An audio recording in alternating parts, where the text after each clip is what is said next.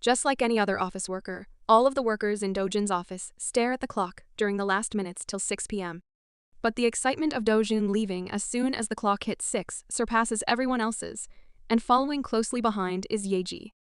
Hyuksu and the chief gossip over something going on between the two, while it is visible to the chief that Dojun has no idea about the one-sided feelings of Yeji. After an intense training session, Yeji feels a weird sensation in her body, which she is sure is mana. Checking her status window, she sees her current phase updated to 3, which means her mana and skills have been upgraded. Dojun appreciates her hard work since she managed to improve this much in just a week. Teary eyes with happiness, Yeji tells Dojun that she is lucky to have met him. Dojun jokes that he will keep that in mind during the contract renewal time. Kinda weird to see Dojun smile and joke a little given his upgraded personality. Yeji smiles a little before mentioning again that Dojun indeed is hiding his true self.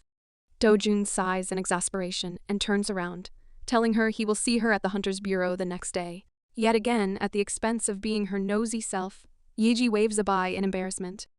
The next day at the Hunter's Bureau, Dojun encourages Yeji that she has worked hard and will get a good evaluation when a commotion occurs. People talk about the presence of Han Minji and Kang Minhyuk at the bureau. While Minji has a smile plastered to her face, Minhyuk looks grumpy. It is a surprise for other hunters to see two big-shot S-rank hunters at the same time. While people make way for them, Dojun asks Yeji if they are famous. Yeji tells him that these two are among the handful most strongest hunters in the world, and rank 7th and 10th in the Icarus Guild. Dojun observes them from behind, and tells Yeji with a bored expression that they aren't such a big deal, and that Yeji can easily catch up to them if she trains non-stop for a year. Yeji looks traumatized, but she isn't the only one shocked by his words. The hunters standing nearby look surprised at Dojun's audacity at first, only to later start laughing at the two. They mock the two for thinking they can get higher than S rank while Yeji hides her red face in embarrassment. Minhyuk annoyedly mentions why they have to work in a place like this while Minji tells him to control his expression, as there are cameras around. Minhyuk releases his gritted jaw and goes back to the old grumpy expressions, as if they are any better. Minji mentions being at the bureau better than being covered in blood while doing raids. She is still positive that a genius hunter will pop up sooner, while Minhyuk thinks she is onto false hope, since she has been saying so for years. However, an unbothered Minji rushes inside, asking Minhyuk to follow up so they aren't late in hiring good hunters into their guilds. Like many other hunters, our very own pant-wetting Han-jun is also present and watching the commotion. He boasts that the Icarus Guild is waiting for them while his fellows mock him, asking if he brought an extra pair of pants. Well, since Dojun is also present at the bureau, he probably should have kept a backup. An announcement about the evaluation starting is made as the hunters enter in an orderly fashion to get their status windows evaluated. As people get their ranks upgraded, different guilds approach them right away with various offers to coax them into joining their guilds. Meanwhile, Yeji forces herself through the crowd to reach Dojun. As she takes a breather, Dojun asks if she got her stats checked. Yeji smiles, giving him a victory sign and telling him she got a D rank. She then excitedly tells him how her mana has increased a lot, along with her strength, dexterity, and health. Dojun gives her a small smile and a nod, while congratulating her, after which the two walk to the next section. The next is the test fitting for C ranks, which Dojun is making Yeji give. Even though she is nervous and conflicted, Dojun is confident that she can easily hunt C-rank monsters in her current state. Instead of boosting her confidence, his surety makes her more nervous and shaky, questioning, why is he so sure about her ability? As the gates open, Yeji walks in and feels even more anxious, wondering if it is because of the people observing them when someone calls her name. Who else would it be than Han-jun? He asks why she is here, making it seem like never in his life the thought of Yeji reaching or challenging a C rank could cross his mind. Yeji cannot form words properly, which gives Han-jun time to comprehend that Yeji is there for the same thing as him. He starts shouting in disbelief, questioning if she is in her sane mind while Yeji apologizes, as if he is right. Talk about self-confidence. Han-jun's loud remark about her being an F rank gets through the ears of the surrounding hunters as well, making her the subject of judgment for many more. She silently takes the shots thrown at her, while Han-jun also calls her out until he realizes the possibility of Dojun being in the bureau as well. He starts looking around in fear. Dojun stands watching the arena with a bored look when someone mentions his entire introduction. Dojun looks to his left to find Minhyuk. He ironically praises Minhyuk for being well-informed, But his lack of surprise doesn't go unnoticed by Minhyuk. Minhyuk decides to not beat around the bush, and tells Dojun that the Icarus Guild would like to recruit Sha Yeji. He praises how Yeji only took body strengthening once, and later she managed to inject herself with an F-ranked magic stone and increase her mana to 10.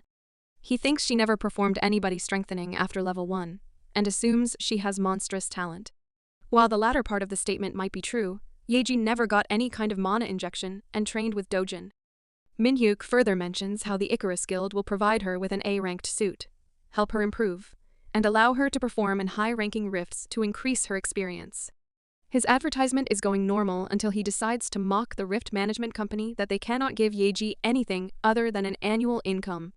He then mentions the absurdity of how Yeji is currently challenging a C-rank test with 0 experience of fighting in a rift above D-rank. As the gates open revealing the monsters that the challenging hunters are to defeat, Minhyuk thinks she can't win in there, and tells Dojun that only hunters can help other hunters improve, and that space will be provided to her if they hand her over to the Icarus Guild. Dojun scratches his neck after hearing him completely. Being a gentleman, the first thing he points out is that Yeji is not an object for them to hand over to each other.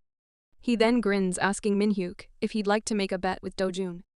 As the test begins, Hanjun arrogantly tells Yeji to pay attention while he is reconsidering challenging the C rank. As the monsters approach him, he is sweating and doesn't even manage to defend himself at the first strike. He falls on the ground, not being able to take the force, and his hammers are also thrown afar. Currently, Hanjun is vulnerable at the hands of the monster and is about to get brutally smashed when Yeji jumps at the monster. Yeji falls on the ground, making it seem like she is as powerless as Hanjun. But is she really?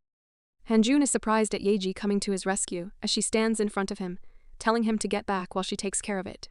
Hanjun might be on the ground, but his ego and delusion are still somewhere in the sky as he questions what Yeji is up to in disbelief. Yeji dodges the monster's attack and then observes that she can see the movements of the monster. This gives her the confidence that she can manage to defeat it now.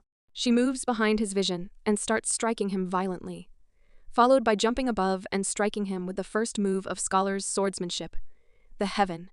With a smooth strike, the monster is cut into half vertically. Following this amazing attack, it is only Yeji and Dojun with their jaws intact, as all the rest have them dropped in disbelief. Dojun is satisfied with Minhyuk's expressions. To get an insight into why this was all so shocking, there are 3 ways a hunter can use their mana. First is the Sheik, which is imbuing the mana to one's weapon. The second is releasing the mana like a bullet, the Chul, while the third is through substitution, Yom. Imbuing her weapon wasn't very difficult. The real issue is the control that is needed with it. Minhyuk is still in disbelief that she managed to utilize the Sheik so perfectly. As the test is completed, Hanjun stands confused and insulted, not being able to comprehend what happened to him. Not only did Yeji save him, but she scored the best with 8 kills while he got 0 kills and came last. Yeji excitedly walks up to Dojun, telling him she did it all thanks to him. But he gives the credit to her training. Her field of vision and conversation is disrupted when Minhyuk stands in between the two. He smiles at her, which is a shocker, and praises her fight. But Yeji doesn't think it was a fight worth the praise of an S rank. He questions if she has an instructor since she controls her Sheik so perfectly, but before she can answer, Dojun intervenes, saying she has been training on her own. Even Yeji is surprised at that and starts stuttering as she plays along with Dojun's lie. Minhyuk decides to be forward and gives her the offer of joining the Icarus Guild. Minhyuk starts explaining how they will serve Yeji if she decides to join them, but Yeji interrupts him by thanking him for the offer yet politely rejecting it. You can see all the arrogant and intimidating aura in Minhyuk fade away at the realization as he succumbs to practically begging Yeji to consider how good the opportunity is. However, Yeji still stands her ground and apologizes to Minhyuk. As the two walk away, Dojun turns to Minhyuk, asking him to not forget to contact him soon. Minhyuk is confused for a moment till he realizes the bet. Dojun had asked Minhyuk that if Yeji defeats more than 5 orcs, he will provide him with an A-rank suit, and if she doesn't, he will convince Yeji by all means to join the Icarus Guild. The next day, Yeji flaunts her C-rank card, even though she knows it isn't much. Chief and Hyuksu both praise her, while Hyuksu resorts to telling her that she is missing out on a great opportunity by turning down the offer from the Icarus Guild. On the other hand, the chief is trying hard to counter Hyuksu's statements by praising his rift management company. Eventually, the chief almost gets annoyed at Hyuksu for being such a nice guy. Yeji turns to the quiet Dojin, asking sweetly if he will help her here. And he agrees, because that is what he has been investing in. Meanwhile, the chief stands behind, making a heart with his hands. Dojin turns towards the exit, announcing that he is going to take Yeji to the Korea General Store, the largest store for the equipment of hunters. Hyuksu reminds him that they have already utilized their budget and cannot afford the expenses linked to that store, but Dojin relieves him that they are going to pick something rather than buy. Minhyuk keeps his promise well, as the store is informed about Dojin's arrival, and the two are freely allowed to choose whatever they want. Initially, no suit seems suitable to Yeji until her sight lands on a red bodysuit with silver wings. Yeji's eyes shine, looking at the suit, but when Dojin asks if she wants it, she tells him that it is too expensive. Well, all girls can relate to her after she spent the entire day looking through the store, only to end up buying the same red suit. We feel for you, Dojin, but it is what it is. While the two walk out, Dojin notices a stack of swords on 50% sale. The seller seems desperate as he offers Dojin a discount if he buys multiple of those E-rank swords. But the swords that are considered equivalent to junk are still 1,000,000 won each. The two of them are about to walk out when Dojin halts. He felt like he saw something shiny in the stack and started strolling through the stuff violently with wide eyes. He picks up a crystal-like sword and wonders what it is doing there in shock. He wonders what something that is supposed to be sealed in the heavenly demon god sect doing here. It is the heavenly demon sword that was known to be the strongest under the heavens, lying in a pile of trashy swords. The seller is embarrassed as he tells Dojin that it must have landed there in some mix-up, as it only cost 50,000 won and not 1,000,000. But his embarrassment is really because he forgot to remove the price tag and scam people. As if the disrespect of the sword to be in this trash wasn't enough that it is considered even lower than this. Nevertheless, Dojin decides to buy it. He later stands on a hill, wondering how his sword is practically a piece of junk in the sight of this world, while he defeats an entire plane with it. As he looks at his sword, he realizes he has gotten late while Yunhee must be waiting with a prepared dinner. Knowing he will be late by commuting through the subway, he decides to take a faster transport. And with that, Mr. Dojin teleports back home. Entering home, he apologizes for being late, but only hears the news from the TV in response. He wonders where Yunhee went. On the other hand, Yunhee is in her room, staring at the emergency reminder from the Hunters Academy to pay her dues. The dues that don't seem like they are from a national school. She had completely forgotten about it while moving, and could not ask Dojin since he only agreed to give her shelter and food, and not pay her dues. She jumps in her chair when Dojin walks in, asking her what she is doing. Yunhee lies about organizing stuff, and even though Dojin can see through her fake and jittery attempt at organizing stuff, he tells her they should have dinner now. Yunhee tells him she isn't hungry. Dojin walks out to eat, but calls her right away, asking about sesame seed oil to cook mixed rice. Yunhee sighs and walks out of the room, telling him she will prepare it for him. He tells her to also fry an egg for him. Yunhee tells him he can wait in the living while she does so, but Dojin seems to have done it all to distract her so he can sneak into her room and see what was worrying her so much.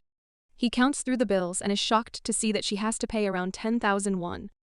At night, Dojin is lying in his bed when he suddenly opens his eyes at the thought of how much the cost of 3 years will be, if the tuition fee right now is 5,000,000 won. He gets out of bed and checks that he only has 8,000,000 won on himself at the moment. He understands now why Yeji goes around picking up magic stones. This seems like a light bulb in his mind as he calls Yeji.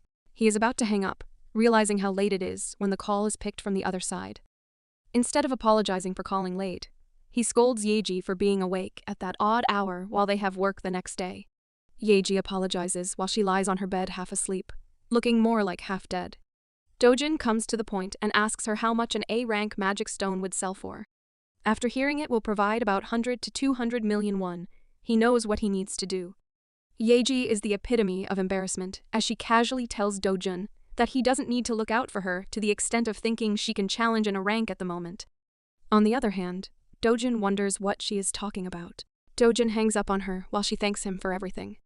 The next day, Dojin gets into his disguised mode with his sunglasses, mask, gloves, and hoodie, and sticks a note on the fridge telling Yunhee that he went out for a run. He takes his temporary pass card for the hunters and decides to go to the Guryong Mountain Rift to fetch a magic stone. Using the temporary card with the name Kim Hyunwoo, Dojin enters the A-rank rift, even though he is warned by the entrance system that the rank is way above his own. As he enters the rank, he decides to look for the monster, get his stone, and get back as soon as possible, but only if life was that smooth.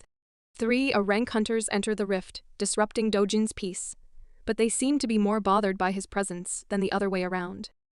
2 of them judge Dojin for entering danger as if they are the strongest, while Dojin is just some kid, while the third people-pleaser tries to tell them to keep calm and politely tells him to leave. The girl Mira seems to be fluent in curses, while the apparent leader, Dong-yoon, walks up to Dojin in arrogance, wanting him to leave. Dong-yoon seems a little offended upon not receiving an introduction back. He warns Dojin about entering a dangerous rift, while Dojin waits for his little precaution to be over, so he can go ahead and do what he is there for. He thanks them for their concern, telling them he will leave after defeating one monster, making Dong-yoon curse him too. Talk about manners. The conversation is interrupted when the ground starts shaking as if it is an earthquake. This is followed by the announcement that the ogre leader in the rift has appeared, causing it to disrupt, and now the entrance will only open once either the leader is defeated or all the participants present in the rift are defeated. Dong-yoon tells everyone to turn on emergency cams. In the Hunter's Bureau, the director, Jung Young-kul, sits in his office while staring at the laptop screen as he is updated on the situation. When he is told that an F-rank hunter named Ha-Yun-woo was also found in the rift, he is also surprised. Being a rank hunters and fully equipped, they may not be entirely powerless. But upon hearing that the leader is an ogre, Young-chul is convinced that there is no saving the 4 of them, and heads to the situation room about the commotion. As the 4 of them run, Dong-yoon keeps telling the others what to do. He tells them to keep their speed up, not stop, drink the necessary potions, and tells Mira to use her Hawkeye skill to observe for any monsters in the surroundings. Meanwhile, Dojin is running slightly behind, clearly showing his disinterest in them. Sweaty and tense, Dong-yoon analyzes the situation. Even though scared, he looks at the positive points that Mira is a long-ranged damage dealer with the ability to detect enemies in a 1-kilometer radius. Jung-ho is a powerful healer, and he is a great front-end fighter. He is thinking all this to stay confident and positive, but the fear can clearly be seen on his face and in his stance. His thoughts are broken when Dojin casually tells them that they are going in different directions, so he will take his leave. Dong-yoon screams at him, telling him to not be stupid and keep following them or he will kill him. Dojin gives him a dead look for his mannerless blabbering while Jung-ho apologizes for his behavior, calling it a reaction to the current situation. No, Jung-ho, Mira and Dong-yoon are arrogant brats, no matter how you justify their behavior. Mira wonders if they can even survive while Dong-han tells her to focus on the current task and not the longer run. He then tells everyone to halt as they see a dark ogre in front of them. He tells Mira to look for any other monsters in the surroundings, while deciding that he will take the attack from the front, while the other 2 assist him in the back. Dong-yoon decides to explicitly mention to Do-jun to not do anything weird even though he is just sitting there silently. Dong-yoon and Jung-ho are about to step forward when Mira stops them, telling them that all the ogres are moving in the same direction. The ogre leader is assembling them all. Dojin sits behind them, analyzing how more than 10 ogres have been assembling already, and more are traveling, and judging by the skills of the 3, they hardly stand a chance. Being the mature one, he stands up to do something, but Dong-yoon keeps being infuriatingly arrogant as he grabs Dojin by the collar and makes him sit back down while cursing him out for disturbing them. If I were Dojin, he'd have been food for ogres by now. Annoyed by their attitudes, Dojin sits back down, deciding to let them do whatever they want. Dong-yoon decides they will defeat the ogres one by one, but his first strike makes the ogre hold his weapon in its hand. It is only through the help of Mira and Jung-ho that he manages to get his weapon free. After that, he uses the distraction of the ogre to cut its feet and finally kill it. It is only after surviving the first ogre that they look around to find Dojin gone. Dong-yoon is infuriated, unaware that Dojin managed to sneak away and kill multiple ogres, and even grab magic stones from their bodies, while the 3 of them collectively managed to defeat only one. Dojin feels like a much more relaxed and normal human in this mask than in his uptight professional look. He has collected enough magic stones, but sadly he cannot leave yet, knowing it will be faster for him to get out if he simply goes and kills the ogre leader. But he halts in his steps, recalling the pathetic attitudes of the A-rank hunters, telling him to stay still. Hence, Dojin lies on the ground straight, staying still and letting them be miserable for a while, so they learn a good lesson. Proud of Dojin. Meanwhile, Dong-yoon and the 2 manage to defeat the ogre they are currently fighting after a great amount of effort. They have managed to defeat 10 ogres, but currently, they are out of breath and out of all sorts of energies, which is a problem for them since they cannot stop fighting. And they are eventually going to even face the ogre leader. What they didn't expect was that eventually to occur right away. Dong-yoon wonders if only they could get the ogre leader to be alone, but realizes that this is a far-fetched thought, and the possibility of defeating the leader even when he is alone is still low. The three of them are left in shock when they look behind them and find all the rest of the ogres standing in front of them, along with the ogre leader. They cannot fathom when and how all those ogres and the leader caught up to them, and they couldn't even notice sooner. He tells everyone to focus, but as they stand, they are sweaty, shivering, and exhausted. Dong-yoon tells them to stick to their plan as they will keep on hunting the ogres one by continuously retreating. But when he is about to add "and" to the rest of the statement, he realizes that there is no other step, even if they manage to accomplish the first part of the plan somehow. He feels lost, thinking this is it for them, and during his thoughts, an attack lands on Jung-ho, throwing him harshly into a tree. As he falls back, the ogres initiate their attack on the poor humans.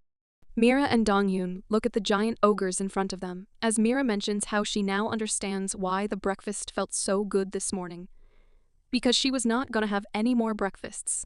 Dong-hyun takes a moment before telling her to not lose hope yet, and run while he faces the monsters. Mira chuckles sarcastically, telling him she doesn't even have any energy left to run. Dong-yoon tells her to get a hold of herself, grab Jung-ho, and rush away while leaving the rest to him. He violently takes his sword forward and tries to attack the 4 ogres in front of him, ready to simultaneously hit back. But before he can do much, some strikes land there, followed by an explosion of the ogres in front of Dong-yoon. Dong-yoon is left confused and shocked along with Mira, who is currently supporting a half-conscious Jung-ho. They wonder what just happened while looking at the back of no one other than Do-jun. He pushes Dong-yoon back and tells him to not leave there as he creates a protection barrier for the 3. Dong-yoon cannot believe he is standing inside a huge protection barrier, as to his knowledge. No human exists who can create a protection barrier as huge as what he is seeing. Well, stuff like this is what makes Do-jun the strongest of all, of course. As an ogre stands in front of Do-jun ready to attack him, Do-jun uses a piece of wood and throws it towards the ogre like a spear. And what happens next? The ogre explodes. Mira is shocked as she never knew ogres could explode too. Mom, you also didn't know you were disrespecting the strongest hunter a while back. Even Jung-ho cannot fathom what is happening when he gets a little of his consciousness back. He must be thinking he hit his head a little too hard to be seeing such a sight. Of course, after seeing their fellow explode, other ogres violently charge towards Do-jun. Only if they could scare him, though. Do-jun calmly takes out his sword and decides to use it properly, since he has it in his hands now. The moment he throws the sword in the air, a great deal of mana and light comes out of it that even Do-jun's own eyes shine with. This is followed by tremendous shaking of the ground. Not the normal earthquake kind, but the kind that makes your head spin as well. Dong-yoon and Mira hold their head as they feel a headache, while Jung-ho is already busy vomiting his guts out. And with that, all you can see are strikes in the form of lights as they speedily create a web of attacks surrounding the ogres. Once again, the 3 of them are shocked as they are witnessing the flying sword skill. Not only witnessing it normally, but witnessing it kill the ogre leader just like that. He didn't need to fight hard or attack twice. It was just Do-jun's sword fighting on its own and coming back to him like a boomerang. The ogre leader has been successfully defeated, bringing the disrupted rift back to normal, all by the courtesy of none other than Do-jun. If only the 3 kids would have behaved nicely with him, or left him alone, they'd have been safe and free much earlier. Do-jun sighs that he can finally go home. As the barrier is lifted and the ground stops shaking, the 3 of them try to get their dizzy heads back to normal. It doesn't seem like Jung-ho will take less than 3 business days to come back to his normal state. Dong-yoon walks up to Do-jun, asking how did he all that while Do-jun is busy using a twig to scroll through the organs of the ogre. He doesn't look up as he tells Dong-yoon to tell everyone outside that the 3 of them defeated the leader, as he is not interested in complicated problems. Dong-yoon cannot understand why Do-jun would say that, but Do-jun is currently putting the magic stone in his bag as he tells Dong-yoon that they should do so as it will increase their net, worthwhile. He is fine with having the magic stones he collected. Dong-yoon seems to be nice in only this context as he is confused and hesitant to agree to this demand. He is about to protest some more when Do-jun interrupts him, telling him to consider it as a payback for saving their lives by doing what he just said. And just like that, Do-jun disappears like flash from their sight, leaving Dong-yoon even more confused than ever. The two of them are baffled at how Dojun said what he wanted to and left without another word, while Jungho is still busy waking himself up. Dongyun mentions how he should have at least taken Dojun's business card, only to get mocked that Dojun would have never given it to someone who kept cursing him the whole time.